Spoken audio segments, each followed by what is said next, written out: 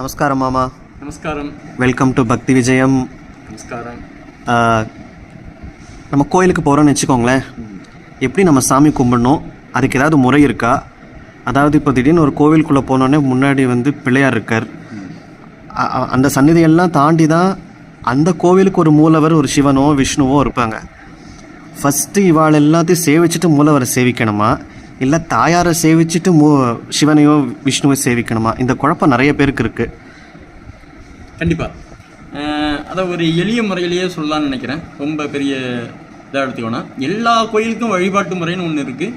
அப்புறம் ஒரு சில கோயிலுக்கு வழிபாட்டு முறை, சிறப்பு வழிபாட்டு முறைன்னு ஒன்று இருக்குது.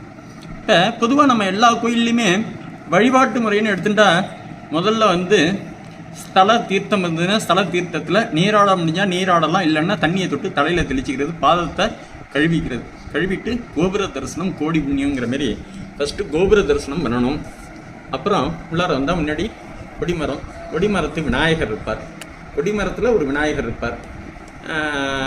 அவர்கிட்ட தரிசனம் பண்ணிவிட்டு அடுத்ததாக அந்த கோவிலுடைய மூலவர், இப்போ அந்த இடத்துல சுவாமி, அதாவது சிவபெருமான் மூலவராக இருந்தால் சிவபெருமான், இல்லை அம்பாள் மூலவராக இருந்தால் அம்பாள், இல்லை ஸ்ரீமன் நாராயணன் மூலவராக இருந்தால் மூலவர் தரிசனம்.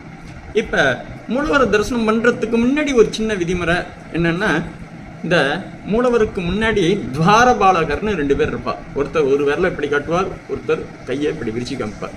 இறைவன் ஒருவன் தான் அப்படின்னு ஒருத்தரும், இறைவன் ஒருவனை தவிர வேறு யாரும் இல்லை அப்படிங்கிறத இந்த 2 துவாரபாலகர் சொல்வார். அவர்கிட்ட நம்ம உத்தரவு வாங்குகிறோம். உத்தரவு வாங்கிட்டு அப்புறமா மூலவரை தரிசனம் பண்ணுறோம். மூலவரை தரிசனம் பண்ண பிறகு அதுக்கப்புறம் பரிவார தேவதைன்னு சொல்லுவார். ஒரு மூலவர்னு ஒரு கோயிலில் இருந்தால் அதை சுற்றின பரிவார தேவதைகள்லாம் இருக்கா. இந்த சுவாமிகள்லாம் தரிசனம் பண்ணிட்டு அப்படியே ஸ்தல விருட்சம் இருந்ததுன்னா ஸ்தல விருட்சத்தையும் தரிசனம் பண்ணிட்டு அப்படியே அம்பாள் மற்ற பரிவார தெய்வங்களெல்லாம் தரிசனம் பண்ணிட்டு வரோம். அப்படி தரிசனம் பண்ணிட்டு கொடிமரத்துக்கு முன்னாடி நமஸ்காரம் பண்ணுறது தான் முறை. அப்படி அங்கே தான் பண்ணணும். ஒவ்வொரு சன்னதிலையும் விழுந்து பண்ணப்படாது.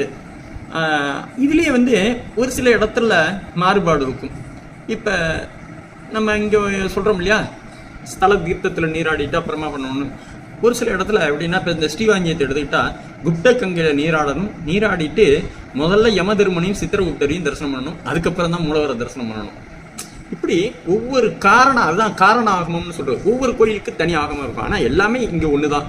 முதல்ல ராஜகோபுர தரிசனம், அப்புறம் மூலவருக்கு முன்னாடி பரிவார தேவை, இப்படி வழிபாடு பண்ணுறது தான் முறை. இதன்படி நம்ம எல்லாரும் சேவிச்சுக்கிறது நல்லது.